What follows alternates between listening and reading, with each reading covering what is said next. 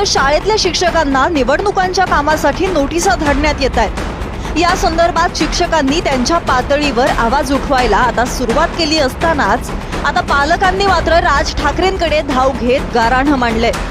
राज ठाकरेंनी देखील त्याची दखल घेत निवडणूक आयोगाला इशाऱ्याची छडी दाखवली आहे। 5 वर्ष झोपा काढता आणि निवडणुकीच्या तोंडावरती जागे होता। कुठेही तुम्ही रुजू होऊ नका, तुम्ही विद्यार्थ्यांवरती लक्ष द्या।